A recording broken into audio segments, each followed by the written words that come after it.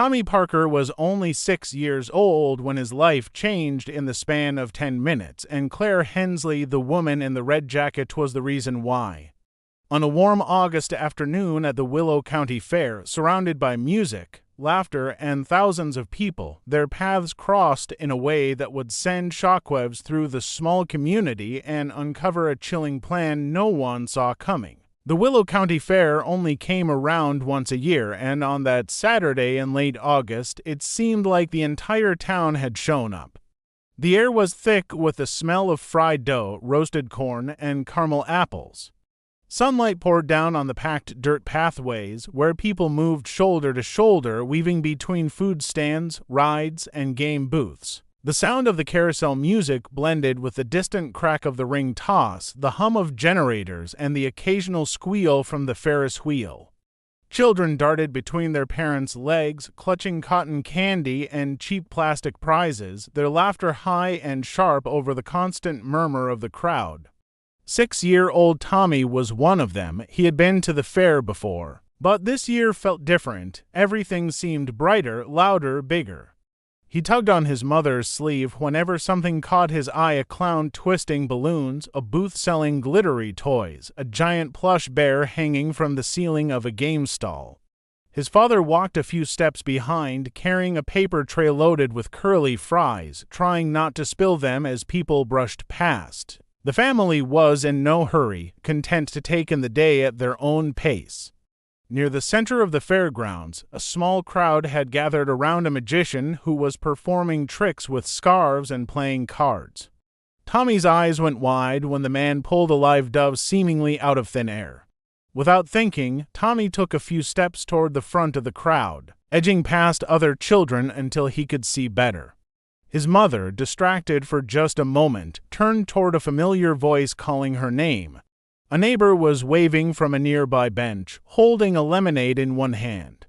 They exchanged a quick greeting, just a few seconds of conversation, but when she turned back to the spot where Tommy had been standing, he was no longer there. At first, she assumed he had simply shifted in the crowd and was still nearby. She scanned the faces around the magician, expecting to see a small figure among the others. But each second that passed without spotting him made her pulse quicken. She stepped forward, weaving between people, her eyes darting in every direction. The magician's voice faded into the background, replaced by the sudden rush of blood in her ears. Tommy, meanwhile, had drifted farther than he realized. The sound of the crowd muffled behind him as he followed the slow, deliberate movement of a woman in a red jacket. She had walked past him only moments earlier, and something about her had drawn his attention. Maybe it was the bright color of her coat. Maybe the way she seemed to move with certainty while everyone else milled around aimlessly. She didn't look back, but her pace was steady, and Tommy, without really thinking, kept moving in the same direction. Somewhere behind them, his mother's search grew frantic. She pushed past strangers, calling his name, but the music, the noise, and the crowd swallowed her voice. The fair's cheerful chaos had shifted into something else entirely, a maze where every turn looked the same, and the boy she was looking for had already slipped deeper into it.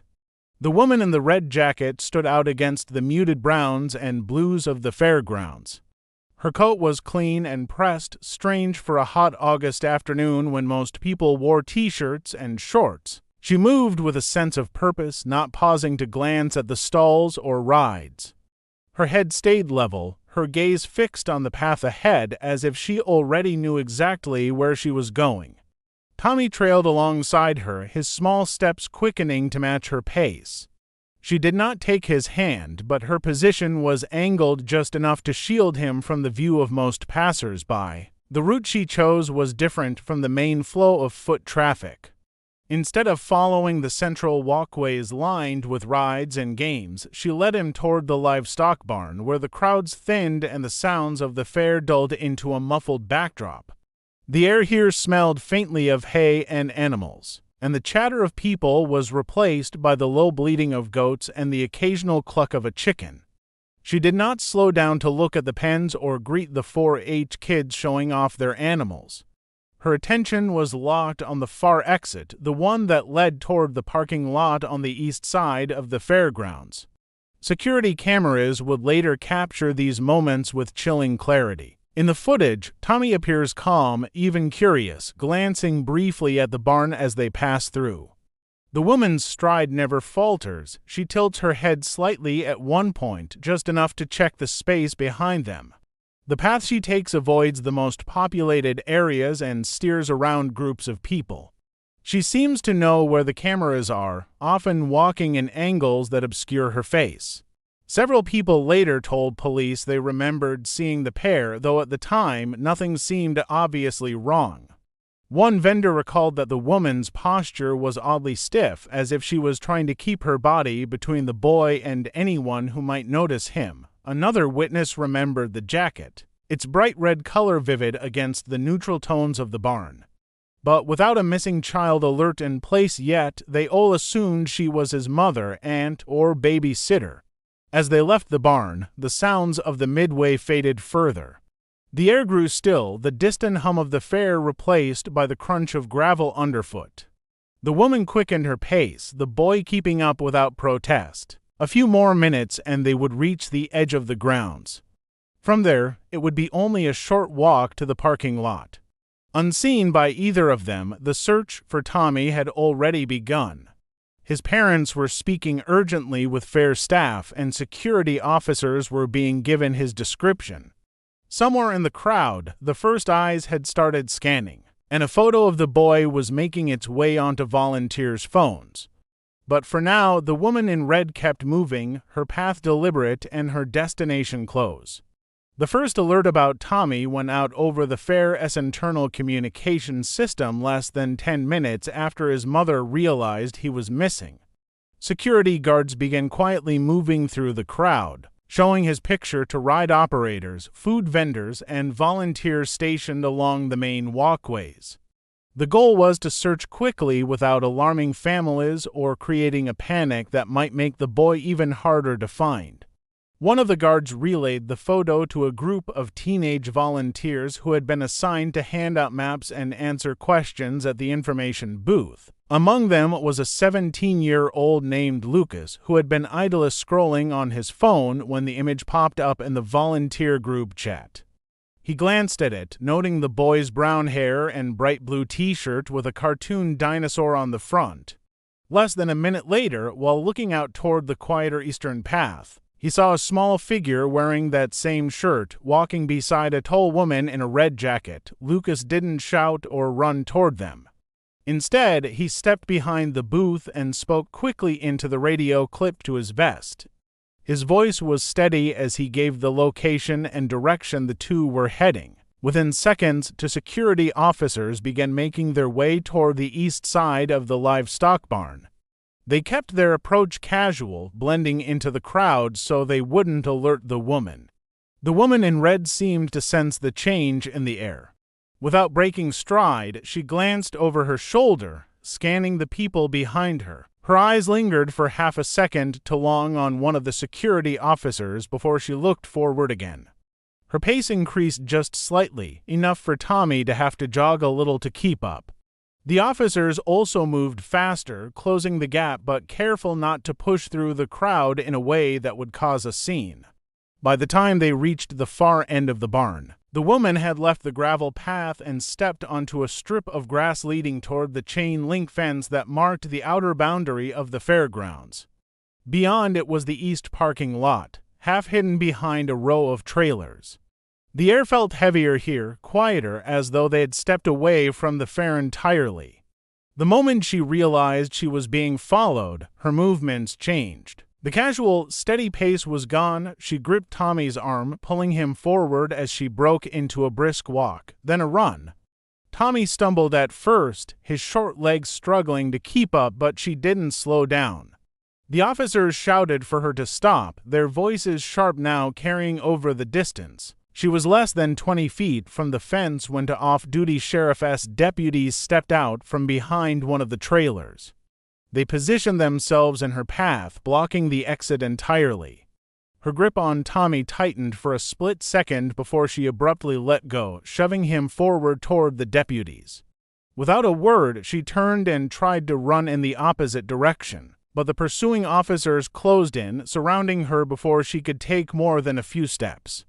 The fair's noise returned in the distance, but here the only sounds were the scuffle of shoes on grass and the heavy breathing of those who had been part of the chase. The woman was taken into custody on the spot, her wrists bound with zip ties until a police unit could arrive. She remained silent as the officers escorted her to a patrol car waiting near the service entrance. Tommy was quickly brought back to his parents, who clutched him tightly, relief flooding their faces. The fair's security team worked quickly to restore order, ushering curious onlookers away and clearing the area so investigators could begin piecing together exactly what had happened. At the sheriff's office later that evening, the woman's identity was confirmed.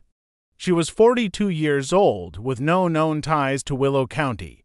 Her driver's license listed an address nearly 2 hours away, but when deputies checked it, they discovered it was a vacant property. The registration on her car was legitimate, but the plates didn't match the vehicle they were attached to. Investigators began to suspect they were dealing with someone who had gone to great lengths to hide her real location and movements. A search of her vehicle turned up details that deepened their unease. In the trunk, neatly folded blankets lay beside a small cooler filled with juice boxes, granola bars, and bottled water. There was a first aid kit, a flashlight, and a stack of coloring books with unopened packs of crayons. More troubling was a prepaid cell phone tucked under the passenger seat. It had no personal contacts stored, only a short call log of outgoing numbers, all of them unfamiliar. The glove compartment contained a second license plate, this one registered to a different vehicle in another county. The most disturbing discovery was in her handbag.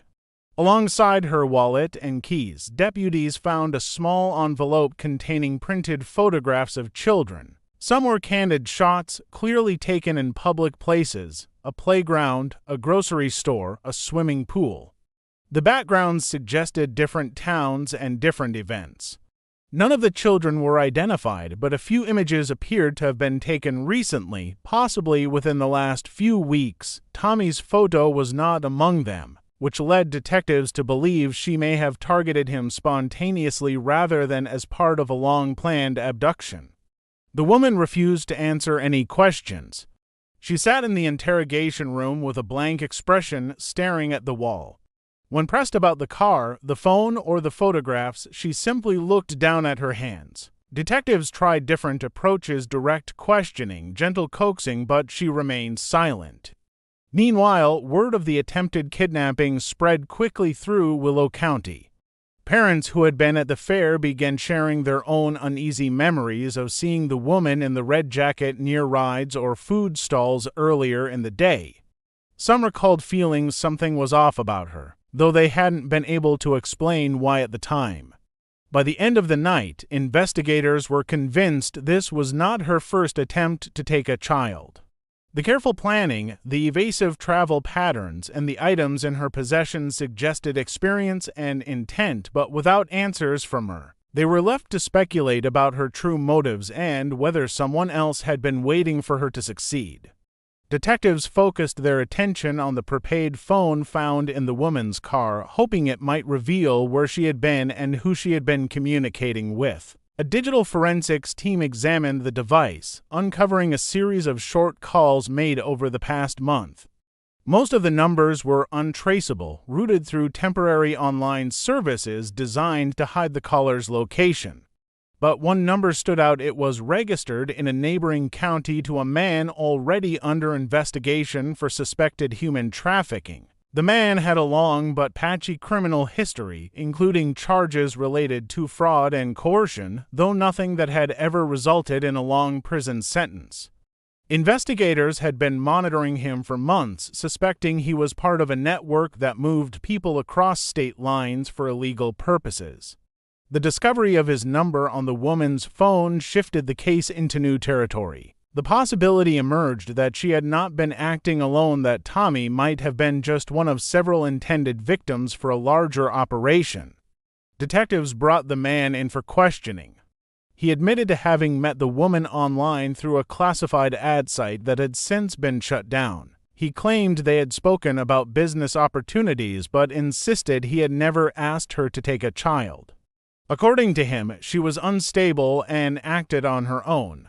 He denied knowing anything about Tommy or the fair and painted himself as an unfortunate acquaintance caught in a misunderstanding. Despite the suspicions swirling around him, investigators could not tie him directly to the attempted kidnapping.